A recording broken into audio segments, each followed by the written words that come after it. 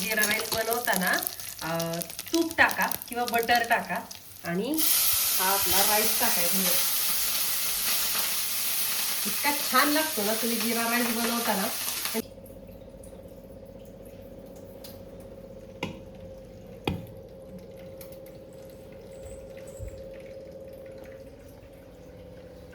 आणि इथं आई होय हा इथं आई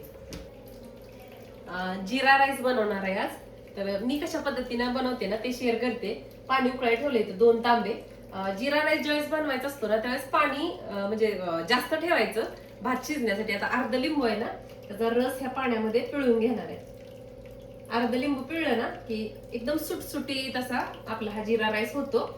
आता हे चवीपुरतं मीठ पण टाकून घेतले, अर्ध लिंबू टाकून घेतले. आता ह्याच्यामध्ये आपल्याला थोडस तेल टाकायचं.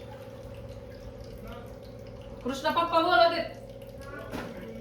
आता तेल टाकले पाण्यामध्ये आणि हा म्हणजे जो बिर्याणी राईस असतो ना तांदूळ तो स्वच्छ धुवून वगैरे घेतलाय. आता पाण्यामध्ये टाकणार आहे.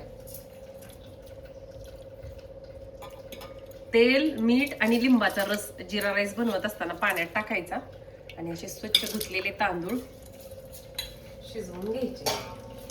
आता मी जीरा राईस कसा बनवते सोप्या पद्धतीनं पण फार टेस्टी होतो. विकत गेल्यावर जीरा राईसची प्लेट किती महाग आहे, भरपूर महाग आहे. घरचं खा स्वस्त राहा आपलं. पनीरची भाजी बनवायची आज उपवास सोडण्यासाठी. आता 8 दिवसापूर्वीच मी तुमच्यासोबत काजू पनीर शेअर केले त्यामुळे ते काही शेअर करणार नाही आजची रेसिपी. जीरा राईस मात्र दाखवते, खूप मस्त होतं अशा पद्धतीने केल्यानंतर. आणि आज पनीर आहे म्हणलं की आमच्याकडे दुसरी कुठली मला भाजी करायची गरज नाही. मी काही जरी केलं तर पनीर सोडून आमच्यात दुसरं कोण काही खाणार नाही. कृष्णा आणि आहो रात्री बाहेर आणायला गेले होते कृष्णाला, संपल्या होत्या म्हणून. येताना पनीर आणि श्रीखंड घेऊन आले. मग बघू थोडेसे पापड वगैरे काही तळले तर ककडी वगैरे आहे तोंडी लावण्यासाठी. असं साधा गावरान नाही म्हणता येणार, छान घेतलंय जेवण. बघा किती छान सुटसुटीत असला हा जीरा राईस साठीचा राईस शिजलाय. एका चाळणीमध्ये ना त्याला ओतून काढूया आपण. चाळणी घेतली कुठे गेली बघा. हात नको काढ बाळ पळून. थोडा 95% शिजून तयार झाला, 90-95% की काढायचा. कारण ह्याची कुकिंग प्रोसिजर आहे ना चालूच राहते परत.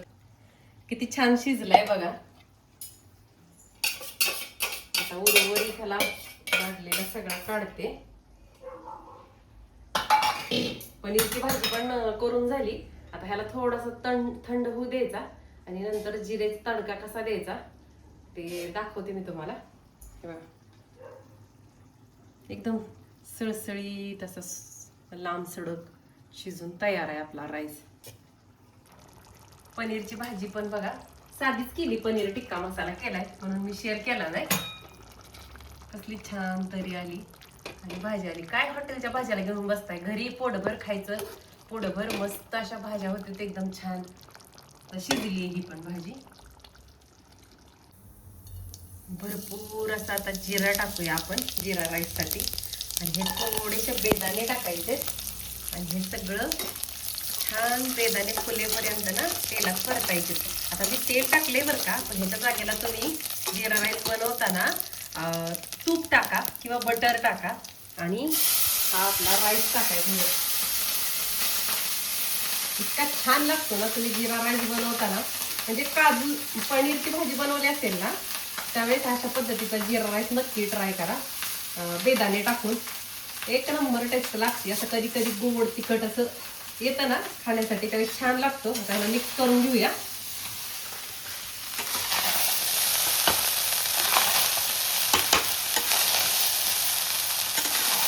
तूप किंवा बटर टाकलं ना टेस्टमध्ये खूप म्हणजे खूप मस्त लागतो. आता टाकूया भरपूर अशी कोथिंबीर आणि छान मिक्स केलं.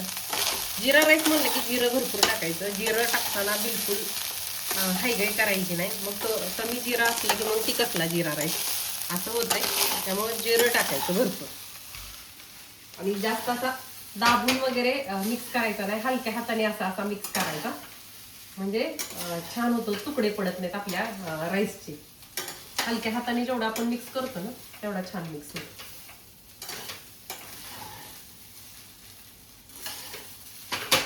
अगदी 10 मिनिटात एवढीची प्लेट आपण हॉटेलमध्ये घ्या गेलो एवढीशीच ती प्लेट असते 200 कुठं काय 180 रुपयाला तेवढ्याचा 1 किलो 110 का 115 रुपयामध्ये 1 किलो तांदूळ येतोय हा बिर्याणीचा आणि 5-6 वेळा आपण जिरा राईस करून आणि बिर्याणी करून घरी खाऊ शकतोय की आपण तिथे एवढीशा प्लेट कधीतरी ठीक आहे बर्थडे काय तर विशेष सेलिब्रेशन आहे अशा टायमिंगला तेवढे पैसे घालवायला काय प्रॉब्लेम नाही बरं का तेवढं पण केलं पाहिजे पण इतर टायमिंगला नको आहे आता इथं बघा तुम्ही कसला भारी झालाय आपला जिरा राईस